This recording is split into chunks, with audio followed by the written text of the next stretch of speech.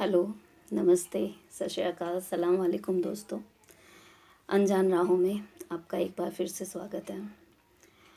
दोस्तों, अनजान राहों को इतना प्यार देने के लिए आपका बहुत बहुत धन्यवाद, शुक्रिया। आज मैं आपके लिए एक कहानी लेकर आई हूँ।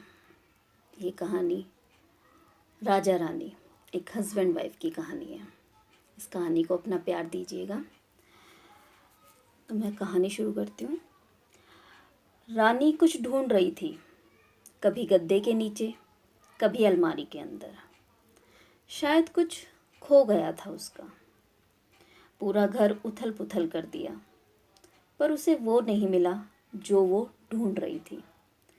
जब बच्चों ने पूछा, माँ क्या ढूंढ रही हो, तो बोली, कुछ नहीं।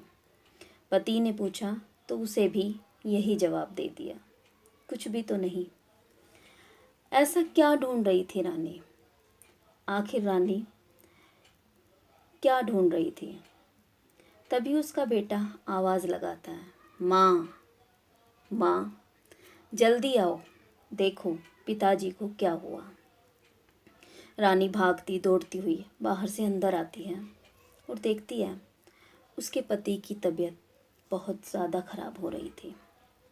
उसके पति राजा, जो 1 साल से खाट से उठ नहीं पाए, उन्हें लकवा हो गया है। राजा और रानी सिर्फ नाम से राजा रानी थे, हालातों से नहीं। बेटी बोली, माँ जल्दी से डॉक्टर को बुलाओ। रानी के 4 बच्चे हैं, 3 बेटियाँ और 1 बेटा। डॉक्टर को बुलाने की बात सुनकर रानी रोने लगती है और बेटी से कहती है, बेटा डॉक्टर तो बुला लूँ, पर उसकी फीस कहाँ से दूँ? फीस देने के लिए उसके पास पैसे नहीं थे। बेटी से कहती है, पैसे कहाँ से लाऊं?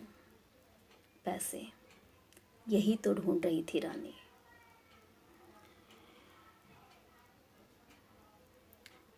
पैसा नहीं है, घर में खाने के लाले पड़े थे। रानी के पास अब एक भी पैसा नहीं बचा था।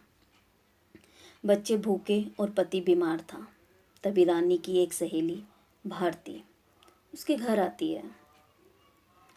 रानी भारती के ही साथ बड़े घरों में झाड़ू पोछे का काम करती है। रानी के पति की हालत देख रानी बोलती है, राजा को जल्दी से डॉक्टर के पास लेकर चलते हैं। तभी रानी उसे पैसे ना होने की बात बताती है। भारती कहती है, रानी तुम चिंता मत करो, तुम्हें अब घबराने की ज़रूरत नहीं है। ये लो 500 रुपये, ये मेम साहब ने भिजवाए हैं। मेम साहब जहाँ भारती और रानी काम करती हैं।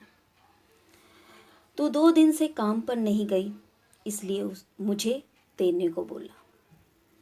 500 रुपये देखकर रानी खुशी से रो पड़ती है। उसके चेहरे पर एक आँखों में चमक आ जाती है और फिर अपने पति को जल्दी से इलाज के लिए डॉक्टर के पास लेकर जाती है। इस तरह वो 500 रुपये रानी की और उसके पति का परेशानियों का सहारा बन जाते हैं। कहते हैं ना, भले भगवान इंसान की परीक्षा लेते हैं, लेकिन किसी न किसी रूप में हमारी मदद करने ज़रूर आते हैं। धन्यवाद दोस्तों।